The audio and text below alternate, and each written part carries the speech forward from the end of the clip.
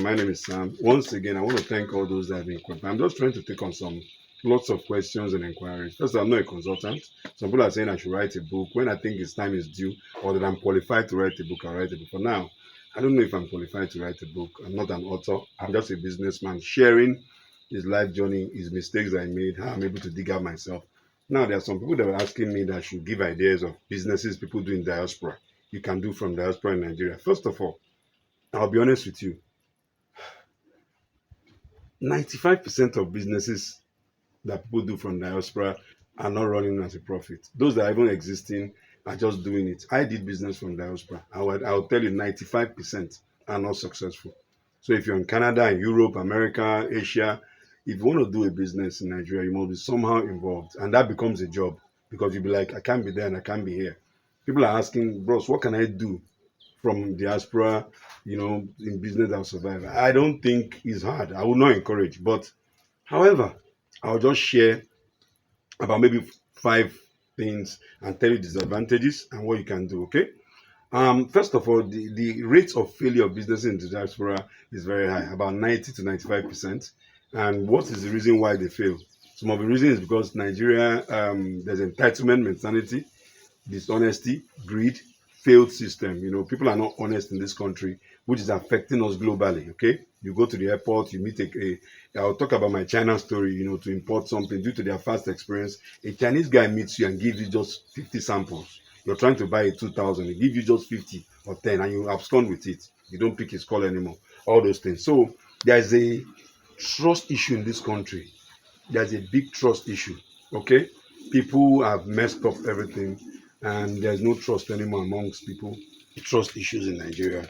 So, but I was still advised because I did some. But when I did it, I used to send things from abroad to my family here.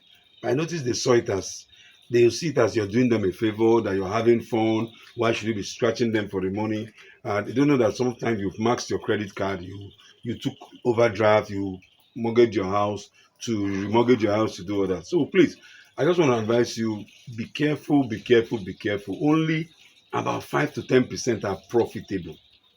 Okay, only about. I'm just going to share about five ideas that I think you may want to try. I'll give you that, but it's not bulletproof. It's not 100%, but you can give it a shot if you're in diaspora. Okay. The first one is I think is But before I do, please, when you're doing that, don't pay people peanuts. Okay. I always tell people pay people fair market rates. You don't expect to pay somebody 35,000 naira and your business is making millions and you expect them not to steal.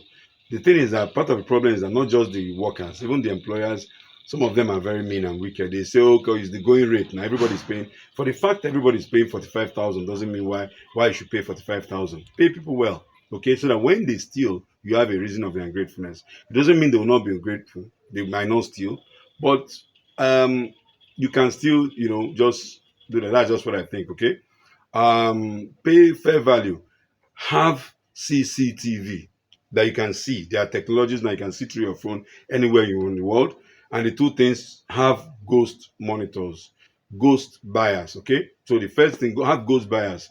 If you're going to have, do not deal with family except you have an extraordinary, beautiful family. Maybe your dad is honest, but sibling business, I don't know. I'm not discouraging you not to deal with your family, but don't make it a family business. If it's a family business, it's a family business.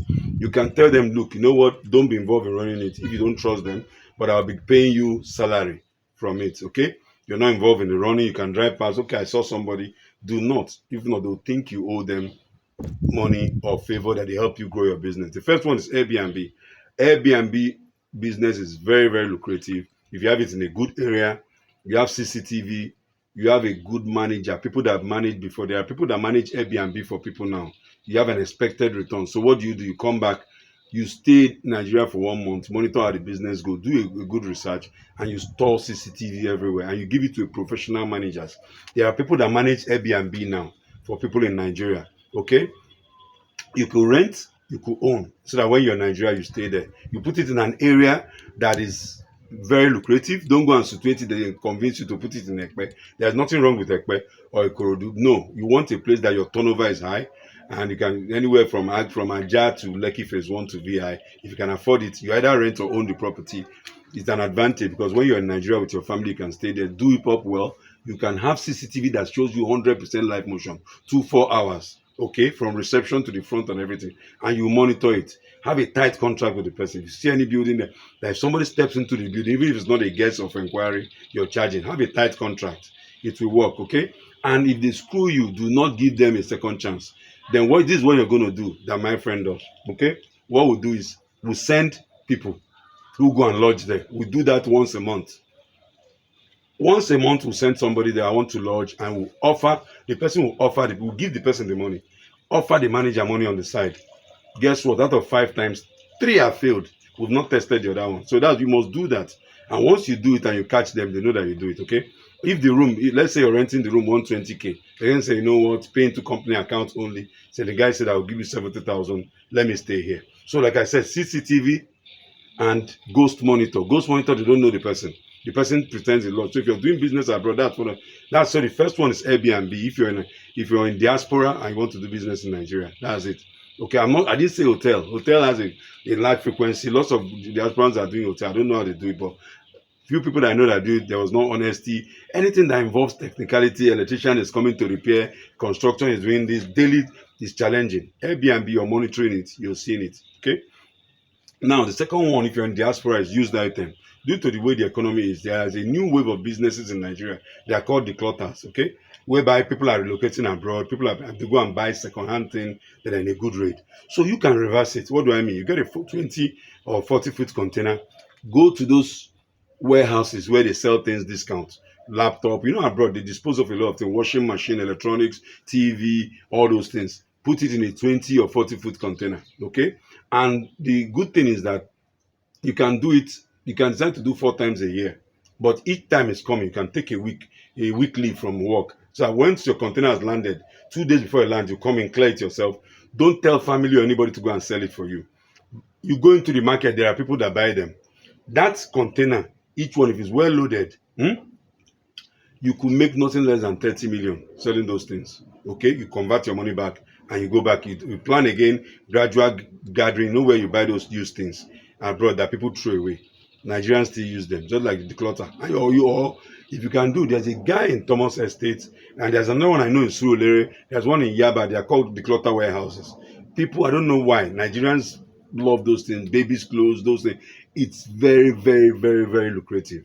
Very, very. Like I say again, if you're going to have your own Declutter warehouse, have CCTV, but there's a lot of pilfering in that one. Okay, lots of pilfering. If you're not in Nigeria, I would prefer you to bring it down, stay for about 2 weeks, dispose it off, sell it wholesale to somebody, and go back. Okay? If you're going to say you want to set up a warehouse to be doing it, it's very profitable. You make a lot of money, but they'll steal a lot too from you. Okay? It's hard getting honest people, but there's still honest people if you look for it. But I wouldn't even tell you to look into it. That's the second one. The third one is distressed property sale. We do this with my friends that are not expensive, okay? But that you involve a lawyer, do due diligence, and you pay a lawyer a certain money, they go and look into the property, you buy it, keep it for 2 years, and 2 years later you sell it, or 3 years later you sell it, okay? Distressed property, somebody wants to sell a block of flats, don't convert it into, I'm trying to have tenants, you don't want to start dealing with those issues, okay? For some reason, I don't know why, property business, don't go and buy those ones that those real estate people sell outside Lagos, like all those places, don't do that. It's not, you won't make your money back quick. Look for good area. Don't go more than Shamgotedo, don't Bariga, all those places. Sometimes they list properties, the person needs money, wants to travel, and they're trying to sell it for 25 million. And you look at the area, they research for you. A property might be going for 30 something million. Then you just buy it. Do your due diligence, buy it, and do not go and start building, having a construction, all those. No, that's tough if you're abroad. The fourth one is care home. It's large budget, but it's huge. I know of only one care home so far. I'm sure there might be 4 in different states. I heard there's one in Abuja, but there's one in Ikeja run by a lady who is in Canada.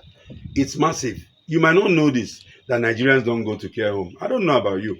Myself, I wouldn't want to. Even my father is still living in the city. He doesn't. The house he built in the village, he didn't go there. So, but on the other hand, as the generations are changing, the Gen Z and us, many of us do not want to have our family. We know that our children are going to grow and go all over the world. I still want to be with my. Why am I saying that? That one I know in Lagos is overbooked. Overbooked. I think they have about 120 rooms, so that 120 clients, and they charge as much as 10 million naira every 3 months. They charge a lot of them. So it's for the top high ends. You're there, you meet your fellow older guys and all that. It's a beautiful business. So if you're into care, you're into medicine, you're into whatever, try that, okay? And slash dialysis center, okay? If you're a medical practitioner, think of coming home. You think you're making money over there, people are killing. I know someone that does IVF in Nigeria, the person is blown. Okay, the medical field. If you're in the medical field, think of coming to do something home. Why do I say that? It doesn't mean there's no fraud there, but it's limited because it's a specialty field. If you're into care, if you're a medical doctor, if you think of coming to do one of those investments in Nigeria, you will make, because guess what? You give a quality service, you're going to be cheaper than Turkey, you're going to be cheaper than India, you're saving. In fact, return ticket alone from India and back and hotel and all that, that will spend for medical tourism, you provide it here. If you're in the medical field in Nigeria, that's why I put care home slash medical. Think of, if you're abroad, think of you're going to have a CCTV. You visit Nigeria 4 times a year. Use ghost visitors as well, and come back. Okay. The fifth one is an event center. Why is that? Event centers Nigerians are very celebratory. So you don't build an all once event center. You build an event center. You can even have shops in front, so you make money from that. Then you can have like 3 halls, one for maybe 2,000 capacity, the next one maybe 500 capacity, and the next one maybe 100 capacity. That's the kind of event. It's very, very profitable. Very profitable. You have your CCTV again, you have your ghost people again, and you don't need more staff. You just need the security guard, the manager, and the cleaner. Those are the only people you need. And when they have an event, they hire people per day who will set up the table. And you might even don't need to have table, they'll bring in their own things. It's a very good business. It's a very good business. Okay. The final one is the sixth and final one is junk car parts. I did that. I used to go to a place in Hamilton that would buy cars that have been beaten up. Lots of cars are thrown away. They're even looking for where to put it. Those my brothers in Ladipo will thank you for this. They are doing it. They are making a killing. Get a 20 feet, 30 feet container. Go and pick those junk cars. They will thank you for picking it. Get those guys that do what Igbos call umbuka. They beat it up, all the parts. No part is useless. Now, that's the thing about Nigeria. No part from door, window, everything. Load it in the container, stack it up, and bring to Nigeria. And declaring there's a kind of government dispensation. If you're in Canada, if you're in Japan, if you're in Europe, those right hand, the parts are very useful. But please, the first thing before you do that, pick cars. Nigerians are intrigued by Japanese cars. Fine, we're doing a Range Rover, we're doing a Mercedes Benz. Those are all fair and good. If you have the engine, okay, you can specialize in which one. You can say, okay, engine, go to those junkyards and pick only engines, brain box, and all that, and bring it to Nigeria. You will make a killing. You will not get it wrong, and you will be in Nigeria, sell it, take your millions, go back, turn it over, come back. You don't have to tell anybody to sell it for you. And guess what? After you've made your customer, you don't need to even be coming back. Okay? So I listed Airbnb. Make sure you have a CCTV and a ghost lodger. A ghost lodger. Used item, electronics, washing machine, laptop, those things. If you're in diaspora, distressed property sale. That one is very meticulous. If you think you can do it, not putting tenants. You're going to be settling tenants from there. The fourth one, care home and medical sciences. If you can set up a dialysis center in Nigeria, you've blown.